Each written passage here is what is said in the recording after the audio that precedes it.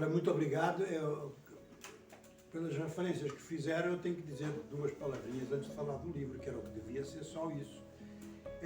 Quando você está envolvido numa determinada luta política que teve impacto histórico, aquilo parece que te agarra tipo alcatrão nos sapatos, quando a gente tem aquele calor lá em Luanda, que agarrava no sapato, e nunca mais sai. Quer dizer, eu procuro que não falem mais disso, porque em 2013 acabou, e eu escrevi um livro chamado Franco Atiradores, que é uma espécie de relatório de contas à opinião pública. Olha, eu fiz o seguinte, foi isto, 2 pontos, e acabei hoje. Não tem mais nada a ver com nada. De maneira que não consigo. Pessoas como o João Ricardo não deixam, de maneira nenhuma. Então nós fizemos aquela coisa no dia 4 de fevereiro, porque coincidiu. E eu contei diversos aspectos preparatórios do 4 de fevereiro. Haviam 3 ou 4 projetos e avançou o projeto que eu considero, do ponto de vista militar, que foi o pior. Ou seja, que houve um projeto de lugar uma derrota militar. A vantagem é que, fosse como fosse, deu uma grande vitória política. É dizer, fizesse o que se fizesse. Mas havia outros projetos. Havia um, inclusive, que eu até descrevi, que era feito por pessoas muito jovens. O próprio 4 de fevereiro tem uma participação de gente, teve que ficar surpreendido, não é? Mas a participação de adolescentes na fase preparatória dos panfletos. O meu grupo, eu na altura tinha 16 anos. O mais velho do grupo, eu nunca até conhece, era João Abel, tinha 18, ia fazer 18 anos. O Rodrigo Vaz também conhece. Era tudo nessa fase.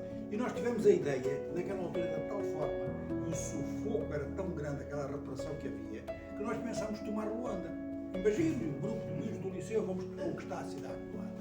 Vamos roubar armas e pais, tu vais ver o que é. E só os mais velhos é que não deixaram. Porque se tem deixado, a gente fazia mesmo, quer dizer, aquilo estava assim, dentro daquelas condições.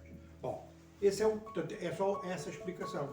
Nós tivemos, e eu estive também, no movimento de panfletagem, que era, tem gente que fica chateada, não só falámos dos adolescentes, como dizer que tudo aquilo era tudo autónomo, não ligava com partido nenhum, com movimento nenhum. Havia um movimento chamado Movimento de Libertação Nacional de Angola, que era um movimento que era fusão de vários grupos, pequenos grupos, um dos quais era de pessoas que frequentavam a Sociedade Cultural de Angola, do qual na altura era presidente o pai aqui de um dos nossos assistentes. E aquilo era tão improvisado, que há cenas de distribuição de panfletos que eu não vou falar aqui, que se eu contasse como é que aquilo era feito, vocês iam começar a rir. Mas há coisas assim, em todas as lutas de libertação na África Austral, a grande improvisação, motivada por um facto que é a repressão que havia em cima da gente.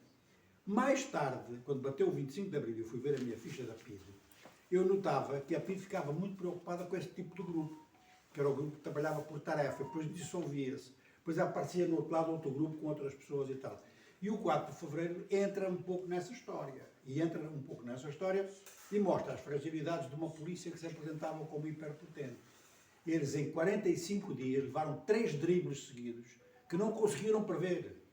E num deles há, inclusive, compra massiva de katanas, 200 e não sei o quê. Quer dizer, aquilo era uma polícia que funcionava na base daquilo que lhe contavam. E da maneira como estavam naquela altura, hoje, pensando hoje, vocês riram da ideia de tomar Luanda. Mas já falei com 2 oficiais do Exército Português que diziam se o vosso projeto funcionava. Porque realmente a confiança do poder colonial era tal que eles tinham 800 polícias no país e 2.000 soldados, dos quais 1.700 eram angolanos que não iriam opor grande resistência. Mais do que isso, em Luanda, onde só havia um quartel na altura, e a gente tinha feito instrução da milícia, quem tem a minha geração sabe o que é isso, a gente tinha acabado por verificar dentro do quartel que batia assim 9, 10 da noite e ficavam 150 soldados no quartel, dos quais 149 a dormir. Ficava só um sentinela e os outros do corpo da guarda já estavam a dormir também ali, quer dizer, aquilo... Bom, então é para verem o clima, como é que era o clima naquela altura, e o que se podia ter feito e não se fez. Mas não se fez, a história faz-se assim. Avançou quem avançou. Perdeu militarmente, muitas baixas, fala-se muito... Atenção, o 4 de fevereiro não faz um único ataque a um civil. Não há um ataque nem sequer a uma instalação civil, não há nada. É tudo orientado para cima da polícia, para libertar os presos. E depois, um outro aspecto que é importante é o facto de que, e isso era a nossa oposição naquela altura, era o facto de não haver arma de fogo. Quer dizer, também já não vamos levar tão longe. O poder colonial estava fraco, mas pelo menos tinha Mausers, que eram umas armas antigas, mas tinha. E katana contra isso não dá. Mas, tirando isso, e antes, quando se estava a falar nessas histórias todas de VES projeto,